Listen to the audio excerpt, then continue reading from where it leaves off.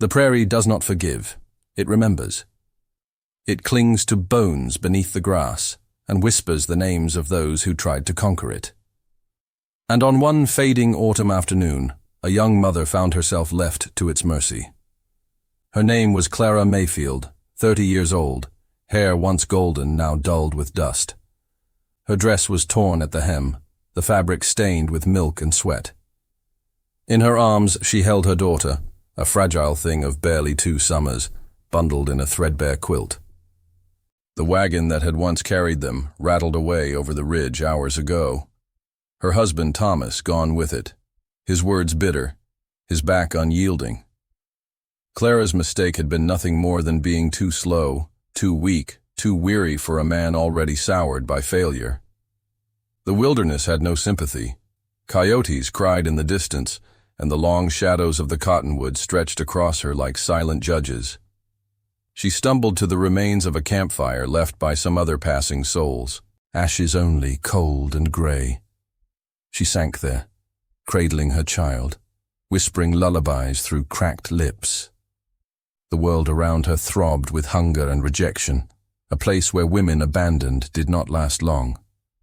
But the prairie also has its wanderers, its ghosts of men who carry their exile like a second skin. That evening, as the sun melted into red over the horizon, a figure emerged from the tree line. He was tall, lean, his hat pulled low, a rifle slung across his back.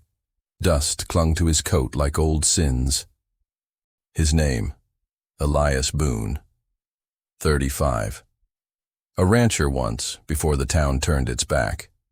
They whispered about him in saloons, about the fight that left a man bleeding on the dirt floor, about debts unpaid, about a heart too wild to bow. He walked the edge of things now, belonging nowhere. Elias stopped when he saw her, a woman clutching her child, eyes hollow with fear. He said nothing at first, just stood there, the last rays of sun burning against his shoulders. Clara lifted her chin, shame and pride wrestling in her. "I don't need your help," she whispered, though the child whimpered for water in her arms. Elias studied her for a long moment, then unslung his canteen and set it gently on the ground between them. No words, no pity, just a gesture. He turned as if to leave. Something in her broke then. She pressed her lips to the child's forehead and whispered, "Please." That single word anchored him. He built a small fire with practiced hands, laid his coat across a fallen log so she could sit without the cold biting through her skirt. He cooked beans from a tin, handed her the spoon first. She ate slow, tears mixing with the dust on her cheeks. He never asked her story, and she did not ask his. Silence, heavy and kind, wrapped around them. Night fell. Coyotes sang. Clara dozed with her child pressed against her chest. Elias sat awake, staring into the fire, as if guarding not just their bodies, but the fragile thread of hope still tethered to them. The days that followed moved like a slow river. He repaired her torn shoe with strips of leather. She mended his shirt where the sleeve had frayed. He taught her how to gather wild roots and where the water lay hidden beneath smooth stones. She, in turn, told him the small, secret ways to quiet a child's cries in the night. They spoke little.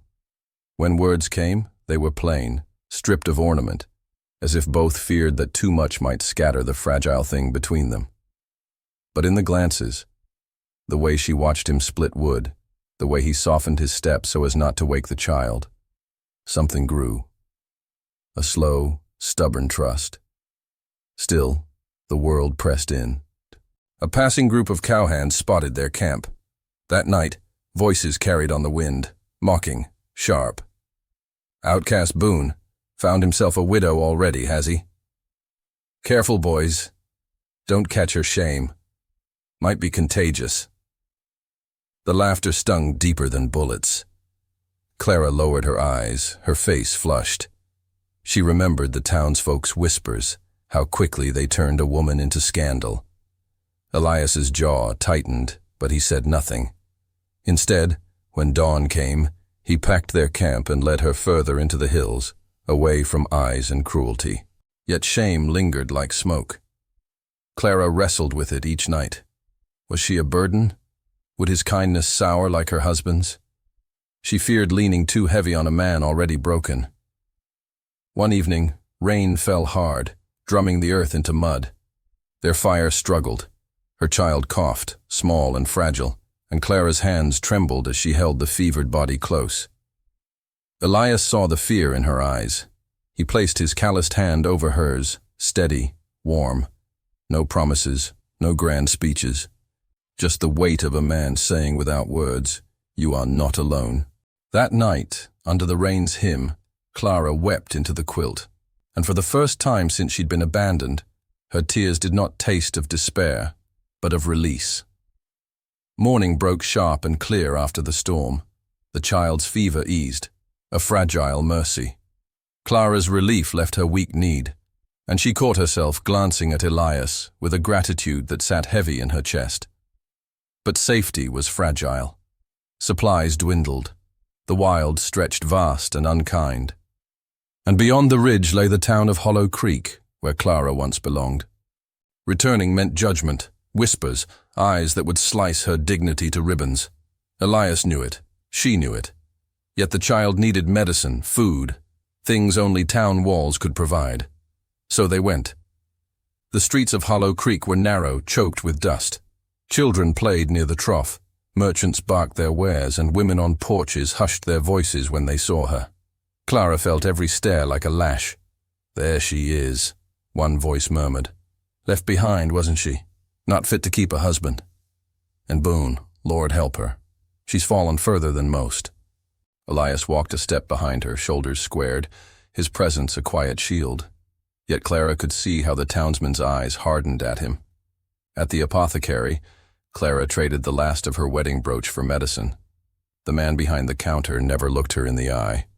Shame burned her throat, and she left with her child pressed close. Outside, 3 cowhands blocked their path. One she recognized, the leader of the voices from the night near their camp. Well, if it ain't Boone and his stray. His grin was wide, cruel. Guess the wild dogs find each other after all. Clara stiffened, clutching her daughter. Elias's gaze dropped, not to the men, but to the dirt. For years he had carried the burden of being the outcast, meeting cruelty with silence. But this time it was not just his name they dragged, it was hers. The cowhand stepped closer, sneer sharp. "Tell me, Boone, you teaching her your ways, or just keeping her warm at night?" The words struck like a whip. Clara's face burned, her child whimpered. And Elias moved, not with fists, not with the violence the town expected. He simply stepped forward, placed himself between Clara and the men, and lifted his voice. Not loud, but steady, clear enough for all the bystanders to hear.